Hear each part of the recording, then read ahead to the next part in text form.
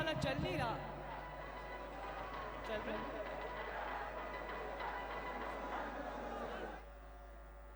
बिस्मिल्लाहिर्रहमानिर्रहीम। जनाब अमीर मकाम साहब, मुर्तज़ा जावेद अब्बासी साहब, शाहिद खाकान अब्बासी साहब, एहसन इकबाल साहब, जमादा सवात पुख्तुनो, रोरियानो, खोरियानो, आओ मशरानो, अस्सलाम अलैकुम। रागे रागे रागे रागे राले राले तासो सिंगाए खे नवाज शरीफ मोया देगी।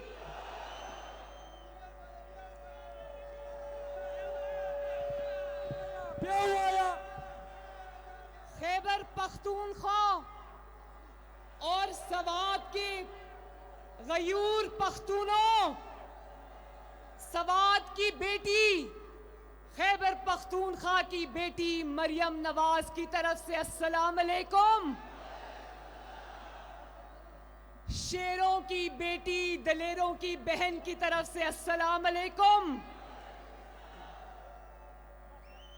मेरे पश्तून भाइयों और बुजुर्गों, आपने आज बता दिया कि गयूर पख्तून बहनों और बेटियों की इज्जत करना जानते हैं।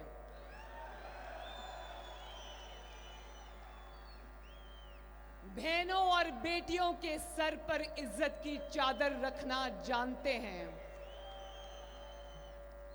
ये जाली हुक्मरानों की तरह नहीं जो बाप के सामने से बेटी को गिरफ्तार करते हैं,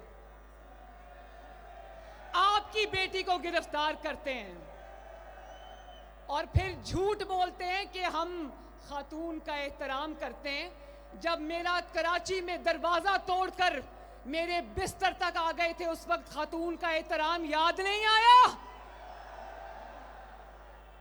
मैं भी सवात की बेटी हूं, मैं भी खैबर पख्तूनख्वा की बेटी हूं, बहन हूं, पाकिस्तान की बेटी हूं। क्या मेरे गयूर पख्तूनों, आप चाहते हो कि पाकिस्तान की बेटी के साथ ये सलूक हो?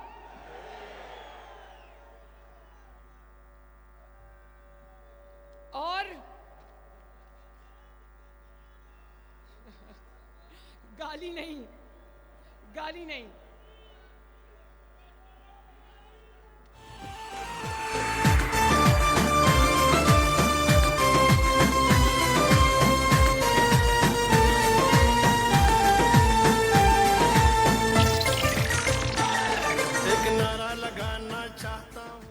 आज खैबर पख्तूनख्वा के जाली हुक्मरानों को पता चल जाना चाहिए कि अवामी जलसा कैसा होता है।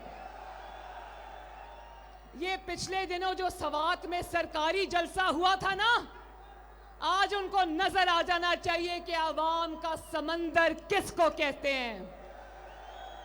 एक समंदर ये है, एक समंदर वो छतों के ऊपर है, एक समंदर वो गली और मोहल्लों के अंदर है, और एक समंदर और जलसा ये अवाम का बाहर खड़ा है।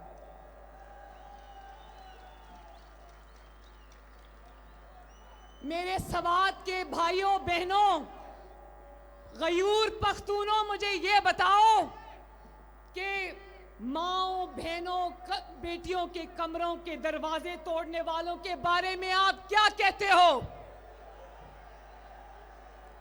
क्या ऐसी कमजर्फ हरकत करने वाला पख्तून हो सकता है?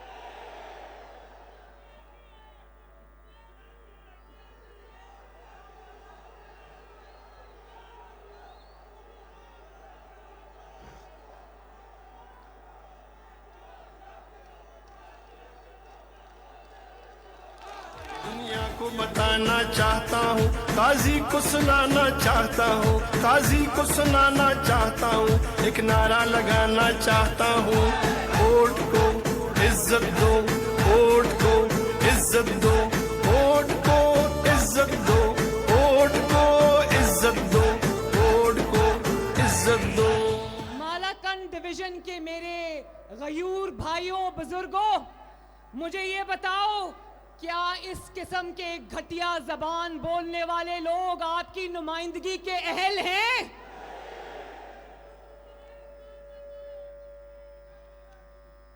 और सबसे पहले ये मेरा जो भाई खड़ा है, अमीर मकाम, तेरा मकाम, मेरा मकाम, अमीर मकाम, अमीर मकाम, मुझे बड़ा अफसोस है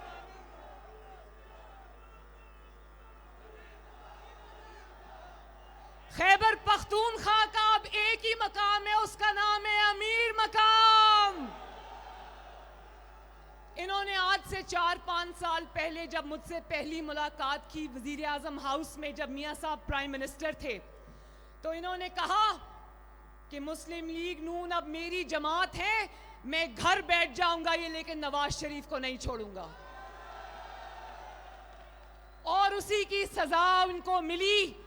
मुझे बहुत अफसोस है कि इन कम ज़र्फ़ों ने इनके 20 साला बेटे इशफाक अमीर मकाम को गिरफ्तार किया और आज उसके साथ इतना जुल्म हुआ कि वो बच्चा अपना जो ज़हनी तवाज़न है वो बिगड़ गया। उसका शर्म आनी चाहिए आप सबको,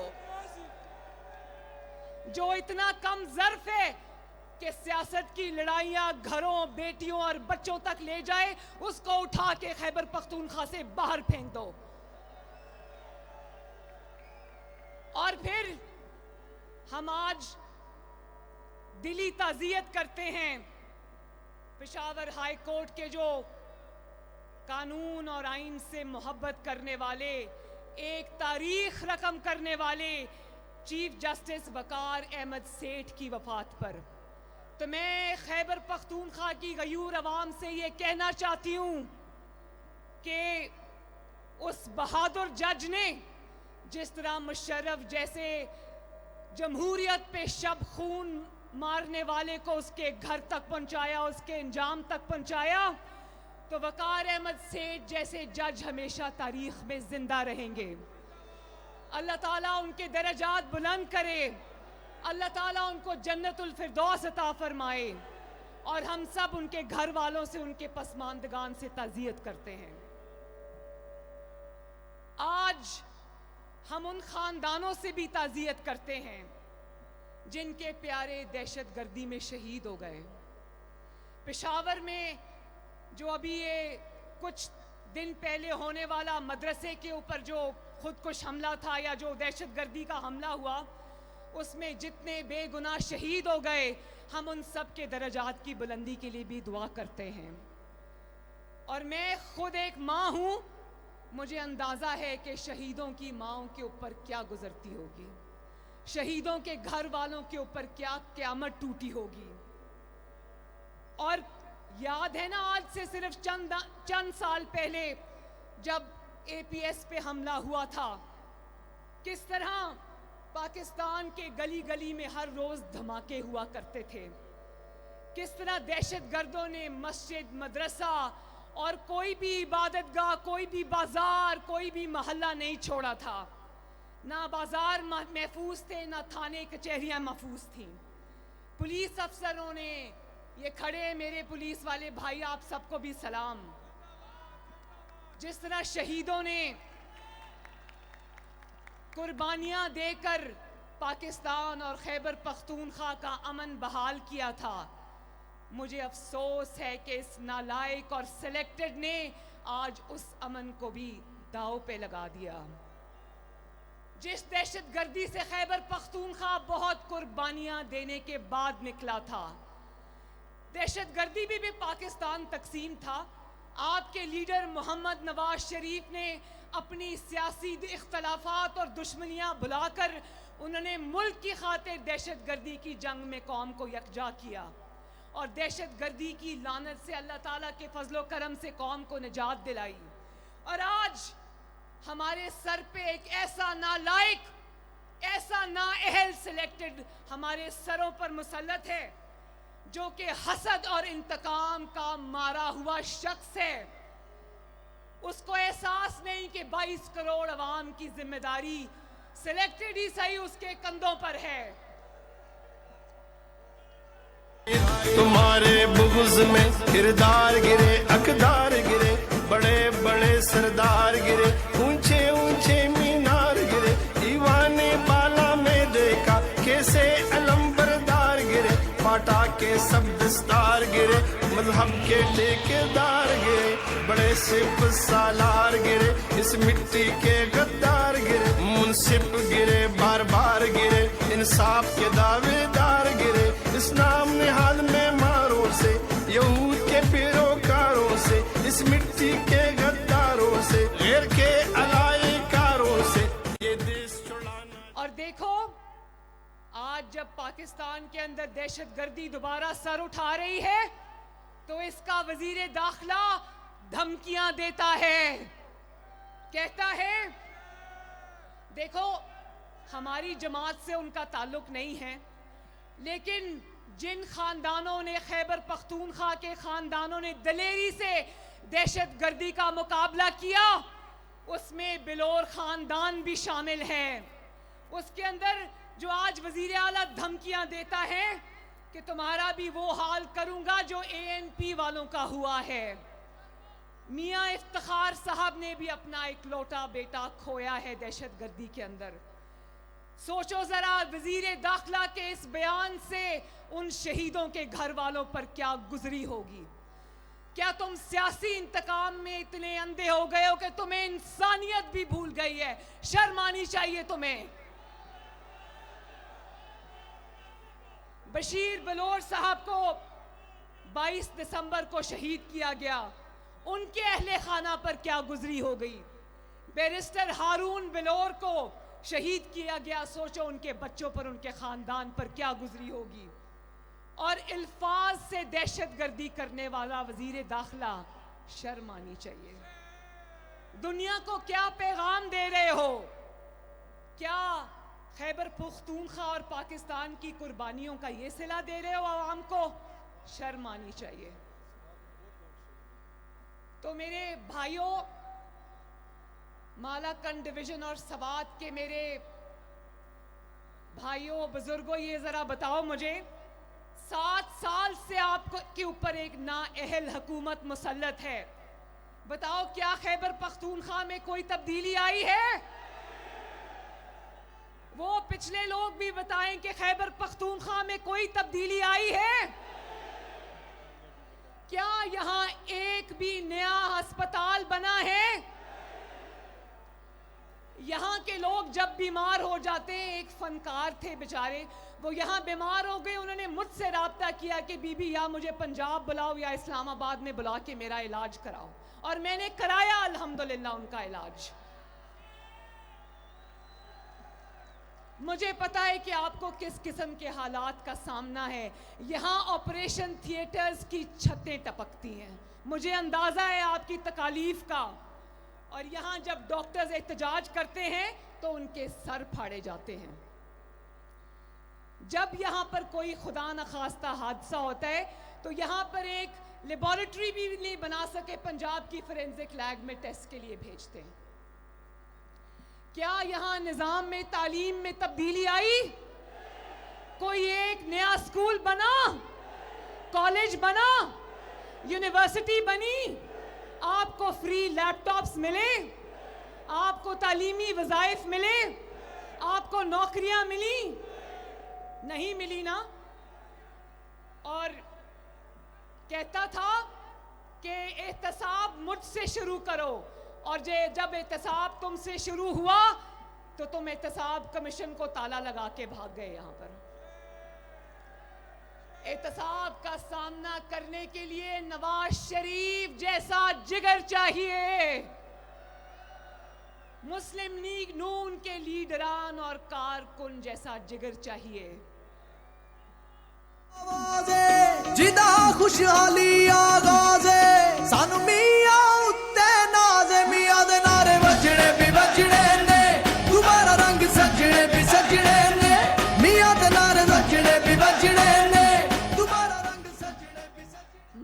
जब्बा स्कैंडल को जानते हो ना? और कहां है वो बिलियन ट्री सुनामी? क्या आपको बिलियन ट्री क्या 10 दरख्त भी कहीं लगे हुए नजर आते हैं? वो दरख्त यहां के ऑडिटर जनरल को नजर आए। उसने रिपोर्ट में लिखा कि उन दरख्तों और पौधों में ये करोड़ों और अरबों रुपए खा गए। ये वो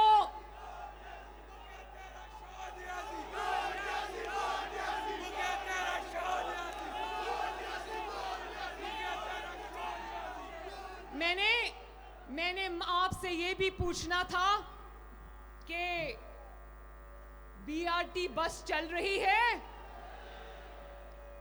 कोई नई बस में आग तो नहीं लग गई, जल तो नहीं गई? कहता था कि मैं जंगला बस नहीं बनाऊंगा, और फिर देखा, पूरी दुनिया ने देखा कि इसने नवाज शरीफ की नकल करते हुए, शहबाज शरीफ की नकल करते हुए खैबर पख्तूनख्वा में पता नहीं कितने साल से वो बस बन रही है, आज तक भी नहीं बनी। उसने ऐसी बस चलाई जो उसकी तरह बहुत ही बेबस है। वो बस इस हुकूमत और इस जाली सिलेक्टेड की तरह चलने से इनकारी है। और रोज बसों में आग लग जाती है, कभी गलत पुल बन जाते हैं, कभी दरवाजे उल्टी तरफ खुलते हैं, हर रोज खुदाई होती है। कभी खबर आती है कि चोर सरिया उठा के ले गए, कभी खबर आती है कि चोर सामान उठा के ले गए। दावा था कि 10 रुपए की टिकट होगी, आज बीआरटी का किराया 100 रुपए से बढ़ाकर 250-250 रुपए कर दिया गया। कहता था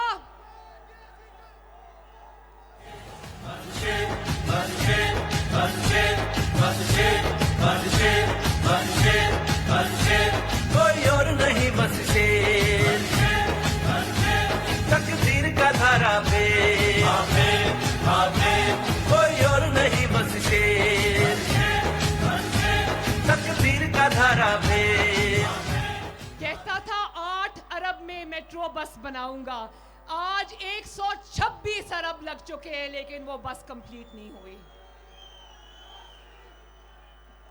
और रोड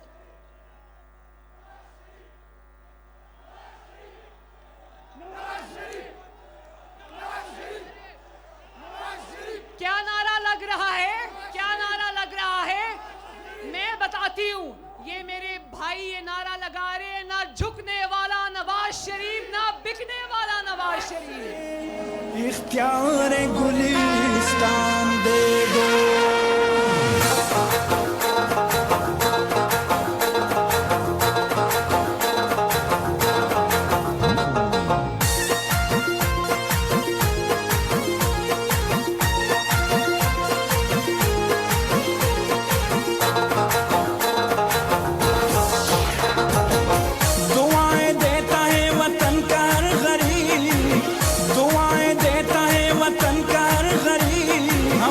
सबके दिलों की धड़कन नवाज शरीफ, हमारे सबके दिलों की धड़कन नवाज शरीफ। तमाम अच्छा तो हाथ उठा के बता दो खैबर पख्तूनख्वा के गयूर अवाम कि आप सबके दिलों की धड़कन कौन है? नवाज शरीफ। और जरा मुझे ये भी बताओ, ये जो मेरे सामने मेरे भाई और बुजुर्ग खड़े, बताओ खैबर पख्तूनख्वा में आज रोटी कितने की है? कितने की? खैबर पख्तूनख्वा में रोटी आज 30 रुपए की है।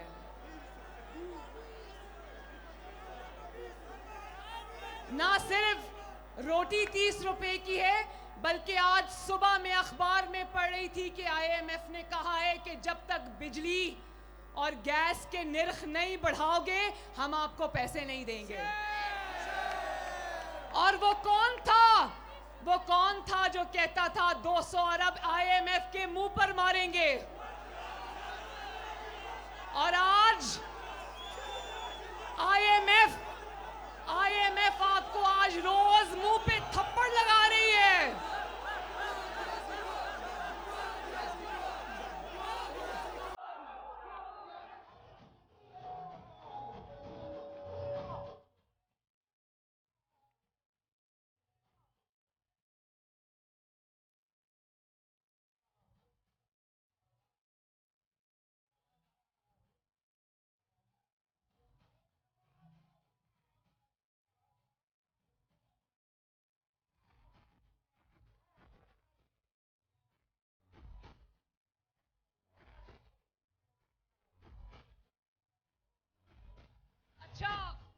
अच्छा ये बताओ, 50 लाख घरों में से एक घर भी किसी को मिला? 1 करोड़ नौकरियां जो होनी थी उसमें से एक नौकरी भी किसी को मिली?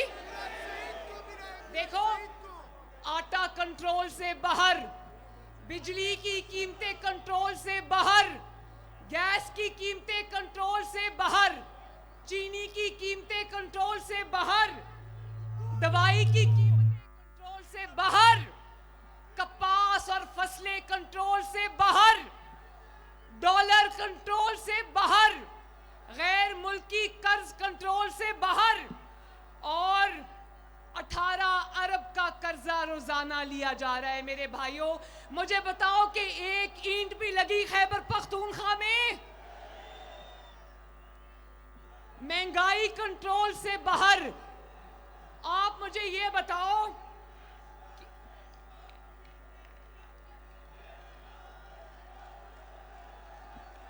चाहता हूँ दुनिया को बताना चाहता हूँ, काजी को सुनाना चाहता हूँ, काजी को सुनाना चाहता हूँ, एक नारा लगाना चाहता हूँ, वोट को इज्जत दो, वोट को इज्जत दो, वोट को इज्जत दो, वोट को इज्जत। अच्छा, तो अवाम के ऊपर तो बस नहीं चलता, अवाम के मसाइल पे बस नहीं चलता, बस एक ही चीज पे चलता है कि नवाज शरीफ और मरियम नवाज और मुस्लिम लीग नून को इंतकाम का निशाना कैसा बनाना है, ऑपोजिशन को कंट्रोल कैसे करना है। महंगाई कंट्रोल नहीं होती, लेकिन दिन से रात और रात से सुबह तक सिर्फ एक ही मंसूबा बनता है कि मुस्लिम लीग नून और शेरों को कंट्रोल में कैसे करना है। मेरी एक तकरीर होती है, मेरी एक तकरीर होती है और 24 घंटे इनके मशीर और इनके वजीर टीवी पर आकर दिन रात हलकान होते रहते हैं,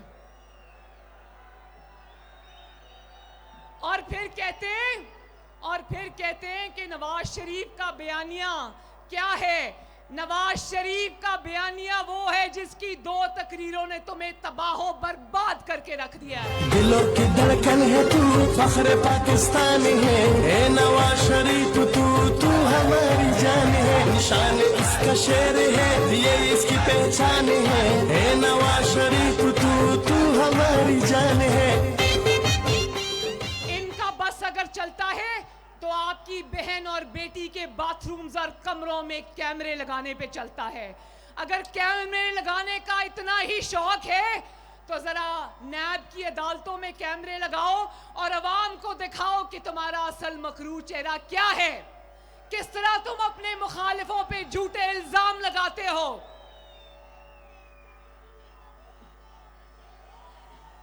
चाहता हूँ दुनिया को बताना चाहता हूँ, काजी को सुनाना चाहता हूँ, काजी को सुनाना चाहता हूँ, एक नारा लगाना चाहता हूँ। और इसका मेरे भाइयों बुजुर्गों एक ही इलाज है, एक ही इलाज है पाकिस्तान की सारी बीमारियों का। पाकिस्तान को आज लाहिक बड़े बड़े मसाइल का एक ही इलाज है कि इस इमरान खान और इसकी जाली हुकूमत को घर भेजो और इस मुल्क में फ्री एंड फेयर नए इलेक्शंस कराओ, अवाम के हकीकी नुमाइंदों को उनका इख्तियार वापस करो और अवाम को उनका मैंडेट दो। और देखो, मैं इदारों को कहती हूं कि इमरान खान के पीछे से हट जाओ, क्योंकि मेरे सवात के भाइयों, हम इदारों से नहीं टकराना चाहते। इदारों को भी चाहिए कि आवाम के साथ ना टकराएं। अवाम और इस जाली हुक्मरान इमरान खान के दरमियान में से हट जाओ।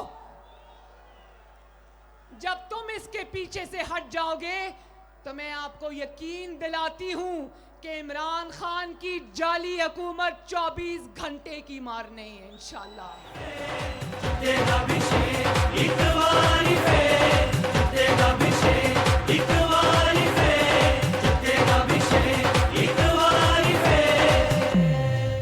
और ये सिलेक्टेड इमरान खान खामखा में उछल रहा है। भाई तुम्हें कौन पूछता है?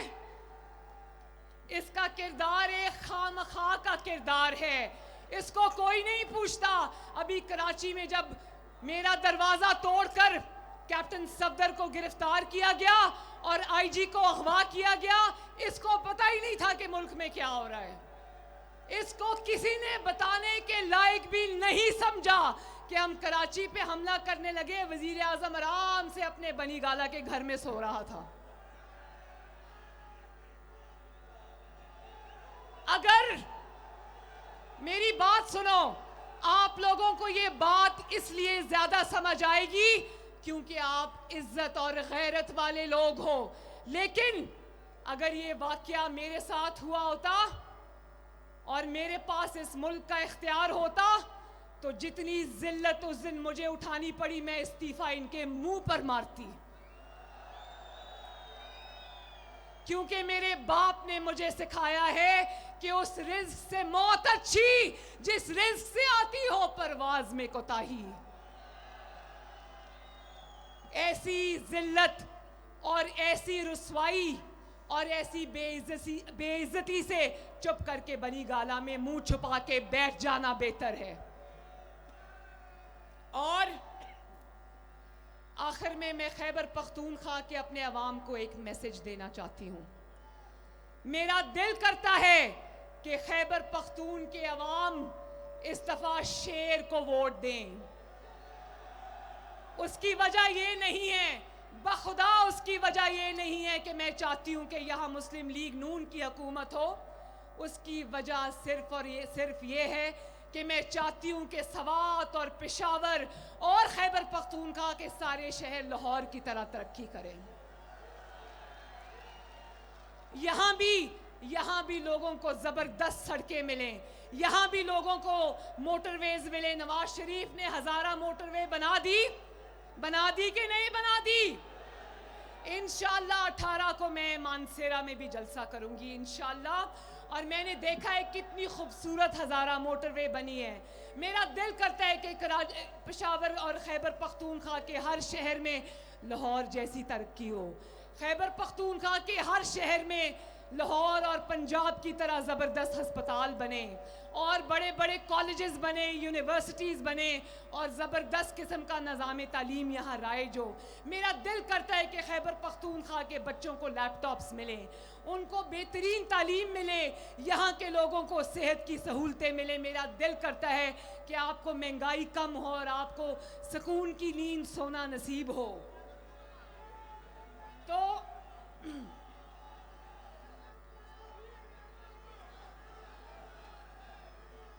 तो मेरे सवात के गयूर अवाम, वोट को इज्जत दो का नारा समझते हो ना? नवाज शरीफ का बयानिया समझते हो ना? पता है ना नवाज शरीफ क्या कह रहा है? वोट को इज्जत दो की तहरीक का सबसे बड़ी फतह यह है कि इस तहरीक ने दूध का दूध और पानी का पानी कर दिया है। आज गुजरावाला से लेकर कराची तक, कराची से लेकर कोयटा तक, कोयटा से लेकर गिलगित बल्तिस्तान तक और गिलगित बल्तिस्तान से लेकर आज सवात तक पूरा पाकिस्तान ये जान गया है कि जब वोट को इज्जत नहीं मिलती तो पाकिस्तान में तबाही आती है, पाकिस्तान में गुर्बत आती है, पाकिस्तान में महंगाई आती है, पाकिस्तान में लाकानूनियत आती है। अभी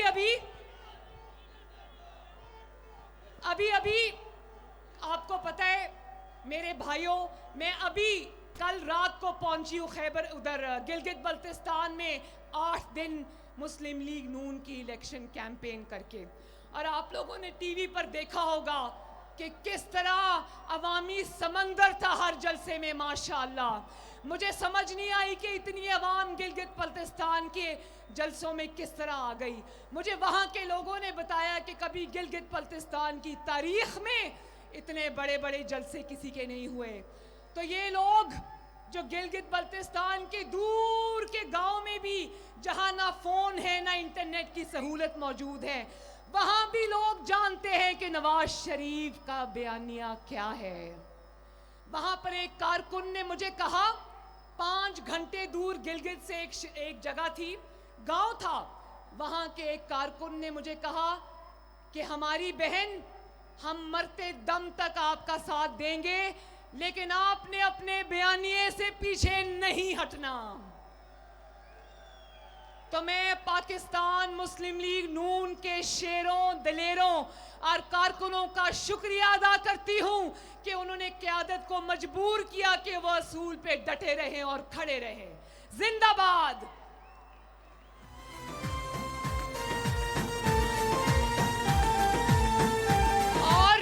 मुझे कल रात ये भी किसी ने बताया कि गिलगित बल्तिस्तान में मुस्लिम लीग नून की इलेक्शन कैंपेन से पहले इन्होंने ये फैसला किया था कि मुस्लिम लीग नून को सिर्फ 2 या 3 सीटें मिलेंगी। लेकिन इस कैंपेन के बाद ये सर जोड़ के बैठे। मेरे जलसों में 5-6 की तादाद इनकी खुफिया एजेंसी के लोगों की भी होती थी। उन्होंने ये रिपोर्ट दी कि ये तो बहुत बड़े बड़े जलसे हो रहे हैं। तो उन्होंने फिर कल सर जोड़ के बैठे और कहा कि इतनी बड़ी तादाद में मुस्लिम लीग नून को अवामी ताकत का मुजाहरा किया है गिलगित बल्तिस्तान ने, तो अब इनको 2-3 सीटें नहीं, अब कम से कम 8-7 सीटें देनी पड़ेंगी। तो ये याद रखना, पाकिस्तान के अवाम ये याद रखे कि अगर कि इंशाअल्लाह 15 नवंबर को गिलगित बल्तिस्तान के इलेक्शंस में या शेर पर मोहर लगेगी या नवाज शरीफ के बयानिए पर मोहर लगेगी। धांधली करोगे तो पछताओगे, नहीं करोगे तो और भी ज्यादा पछताओगे। हर हाल में अब तुमको जाना भी है और पछताना भी है इंशाअल्लाह। तो कहते हैं कि नवाज शरीफ के बयानिए का बोझ सियासी लोग नहीं उठा सकते। ओ भाई, नवाज शरीफ के बयानिए का बोझ 22 करोड़ अवाम ने अपने कंधों पर उठा लिया है। और क्योंकि मेरे सवात के शेरों, ये बयानिया जो है आइन का बयानिया है, आपकी आइन की सब्ज़ किताब का बयानिया है, आपके कानून का बयानिया है, कायदे आज़म मोहम्मद अली जिन्ना का बयानिया है। और ये बयानिया आगे लेकर चलना, इसके लिए जिद्दोजहद करना, इसमें जौक दर जौक शामिल होना हमारा अपने वतन के लिए कर्ज नहीं बल्कि फर्ज भी है। और इंशाअल्लाह आपकी बहन ये कर्ज भी पूरा करेगी, इंशाअल्लाह ये फर्ज भी पूरा करेगी आपके साथ। और ये जो मस्खरों की हुकूमत है, ये अवाम दुश्मन हुकूमत नवाज शरीफ के बयानिए के बोझ के नीचे दब चुकी है। अब रेत की दीवार को बस आखिरी धक्का लगाना बाकी है। आओ मेरे साथ, मेरे सवात के मालाकंड डिवीजन के भाइयों बुजुर्गों, हाथ उठा के अपनी बहन बेटी मरियम नवाज के साथ वादा करो और हल्फ उठाओ कि जब तक इस कौमी फरीजे को पाए तकमील तक नहीं पहुंचाओगे, आराम से नहीं बैठोगे। वादा। और इंशाअल्लाह 22 तारीख को पेशावर के जलसे में शिरकत करोगे ना, फिर अपनी बहन और बेटी को मिलने आओगे ना इंशाअल्लाह। और अगर आखिरी बात, अगर मेरे साथ जाकर इस्लामाबाद में अपनी फतह का झंडा गाड़ना पड़ा तो अपनी बहन के साथ चलोगे ना? मरियम नवाज का साथ दोगे ना? नवाज शरीफ का साथ दोगे ना? मुस्लिम लीग नून का साथ दोगे ना? वोट की इज्जत करवाओगे ना? अपनी इज्जत करवाओगे ना? तो एक दफा फिर मेरे शेरों और दलेरों और गैरतमंदों, आप सबका बहुत बहुत शुक्रिया। अल्लाह ताला आप सबका हामियो नासिर हो।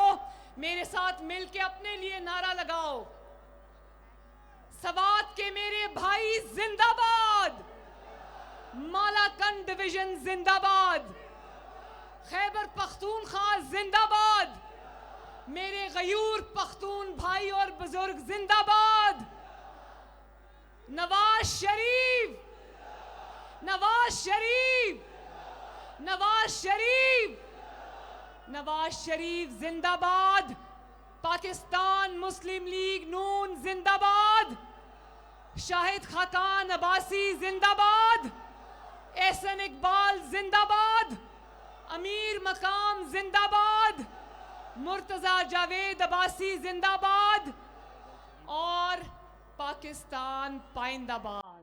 अल्लाह हाफिज।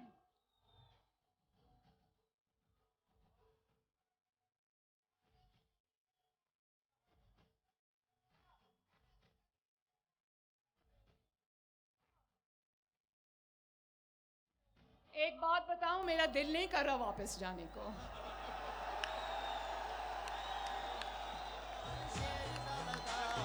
यकीन करो, दिल नहीं कर रहा वापस जाने को। इंशाल्लाह अगर आज अपने अपने घरों को जाएंगे तो दोबारा मिलने के लिए जाएंगे। जिंदाबाद। अल्लाह हाफिज।